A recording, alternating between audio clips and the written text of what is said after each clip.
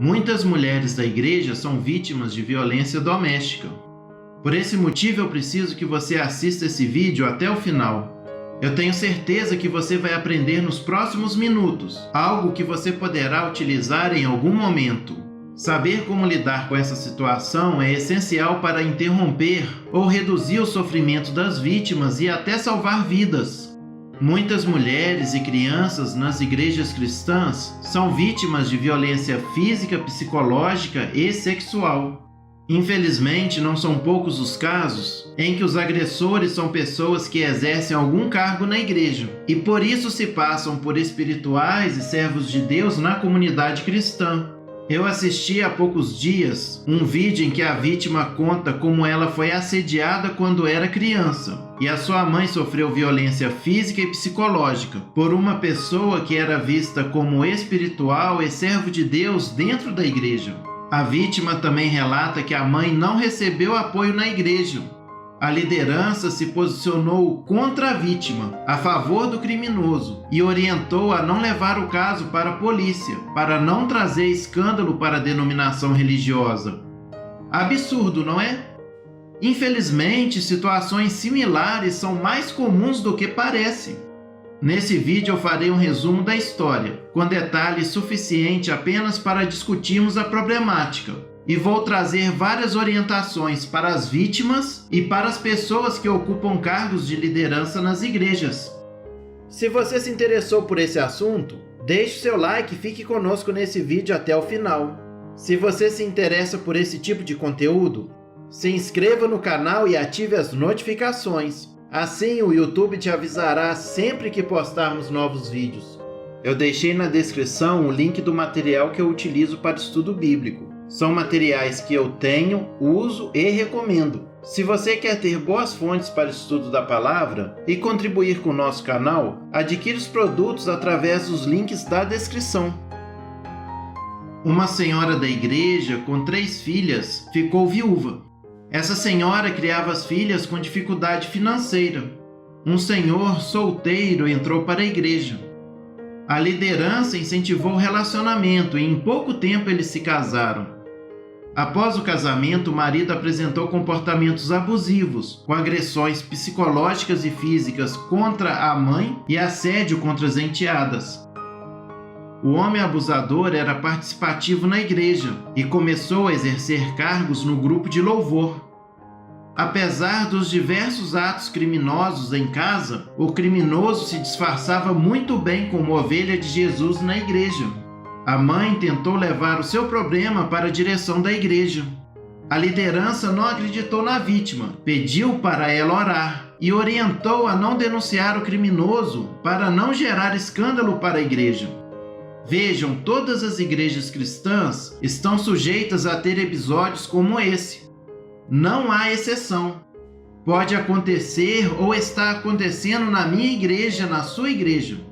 E nós, como corpo de Cristo, temos a obrigação de estar do lado da verdade e de apoiar a vítima. Em razão da participação ativa na comunidade cristã, a direção da igreja pode ver certos criminosos como espirituais e servos de Deus, e por esse motivo, em muitos casos, tendem a se posicionar a favor do abusador e contra as vítimas. Infelizmente, alguns tentam abafar o caso para evitar escândalos. Entretanto, não é legítimo tentar ocultar o caso e manter as vítimas sujeitas ao agressor sobre a justificativa de preservar a imagem da igreja. Esse comportamento não é cristão, não tem amparo nas Escrituras. Jesus não faria isso, os apóstolos não fariam isso. A imagem da igreja não é mais importante que o sofrimento das vítimas. O primeiro conselho para as vítimas é: busque ajuda. Não é fácil, eu sei, mas se calar não vai resolver o problema. É importante pedir socorro para que a situação não se torne mais grave. Como estamos tratando do problema, no âmbito das igrejas cristãs protestantes, uma alternativa é procurar ajuda na igreja. Mas é preciso tomar cuidado. Infelizmente, uma parte das lideranças não tratam de forma adequada esse tipo de situação. Se você acredita que não terá apoio e que a liderança vai se posicionar contra as vítimas e a favor do agressor, infelizmente, é melhor não procurar a igreja. Caso seja possível, busque apoio na sua família. Pais, irmãos, primos e tios podem dar apoio e orientação nesse momento difícil. Se você tem essa opção, não deixe de buscar ajuda com seus familiares. Se a mulher sente-se acolhida na igreja, na família ou com os amigos, estará muito mais fortalecida para vencer esse problema. Ligue para a Central de Atendimento à Mulher, número 180. Funciona 24 horas e recebe ligações de qualquer lugar do país. Eles vão te orientar e encaminhar a denúncia aos órgãos competentes. A ligação é gratuita de telefone fixo ou celular. Busque apoio com amigas, vizinhos ou procure apoio em postos de saúde, hospitais, ONGs, assistência social, conselho tutelar, entre outros.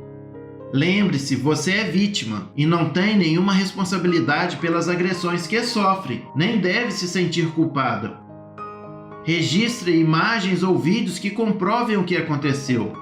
Se houver lesões, é importante realizar o exame de corpo de delito.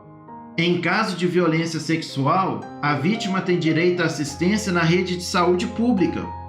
Denuncie. O registro da ocorrência é um dos principais instrumentos de defesa, inclusive para que não se repitam as agressões contra você e seus filhos. Vá à delegacia de polícia mais próxima. A Lei Maria da Penha determina que o Estado tem que assegurar à mulher em situação de violência o acompanhamento de defensor público em todos os atos processuais. Nos casos em que a mulher depende financeiramente do agressor, ela pode solicitar ao juiz a inclusão no cadastro de programas assistenciais do governo. Por último, mas não menos importante, não abandone a fé. Não deixe que a decepção com pessoas que deveriam cuidar da sua vida espiritual e ajudar a te proteger seja a causa para se afastar do corpo de Cristo. Agora, alguns conselhos para a liderança das igrejas. Ofereça apoio. Acredite na vítima. Não tente fazer ela se sentir culpada pela agressão. Não faça perguntas inconvenientes como: mas o que você está fazendo para ele te bater? Tenha ciência de uma coisa: nada, eu disse nada, justifica um homem bater em uma mulher. Não se preocupe com coisas secundárias como a imagem da igreja. Como cidadão e como cristão, você tem o dever, eu disse dever, de estar do lado da verdade e oferecer apoio à vítima. Não pense que uma pessoa é incapaz de fazer coisas monstruosas porque canta, fala em línguas ou prega na igreja. Não seja ingênuo. Vamos pensar um pouco. Davi era um homem segundo o coração de Deus. Isso não impediu que ele tramasse a morte de Urias para ficar com a esposa dele. Não se esqueça da natureza depravada do ser humano. Oriente a vítima a fazer a denúncia. Violência doméstica é crime, mas a omissão frente ao sofrimento e a violação dos direitos das mulheres também é. Ligue para o 180 e busque informações e orientações com a Central de Atendimento à Mulher.